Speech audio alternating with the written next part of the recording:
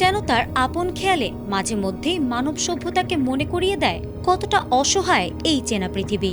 একের পর এক শক্তিশালী ভূমিকম্পে ইউরোপের দেশ ইতালি যখন ধ্বংসস্তূপে পরিণত হয়ে এখনো পুরোপুরি সামলে উঠতে পারেনি, ঠিক তখনই পৃথিবীর অন্য প্রান্তে আবারও প্রকৃতির এই রুদ্র রূপ দেখা গেল।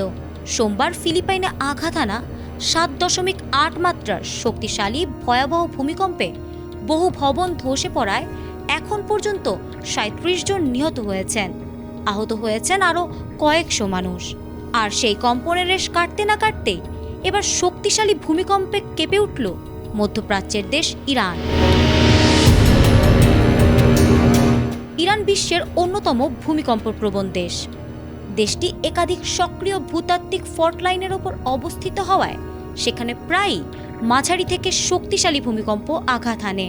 মঙ্গলবার সকালে ইরানের দক্ষিণাঞ্চলে রিক্টার স্কেলে 5 মাত্রার একটি শক্তিশালী ভূমিকম্প আঘাত হানে। দেশটির হরমোজগান ও কেরমান প্রদেশের সারগাজ এলাকার কাছাকাছি এই ভূকম্পন অনুভূত হয়েছে। ভূমিকম্পটির উৎপত্তি স্থল ছিল ভূপৃষ্ঠ থেকে প্রায় 22 কিলোমিটার গভীরে।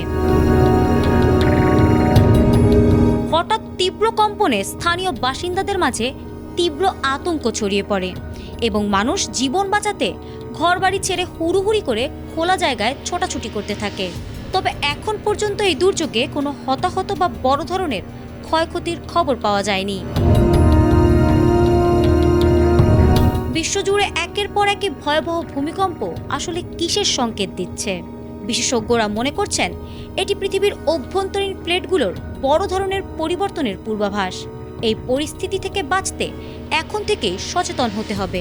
পরিকল্পিত ভূমিকম্প সহনশীল ভবন নির্মাণ এবং নিয়মিত দুর্যোগ মোকাবিলার প্রস্তুতিই পারে অনাগত বড় বিপর্যয় থেকে আমাদের রক্ষা করতে। ফারহানা হক, ATN বাংলা।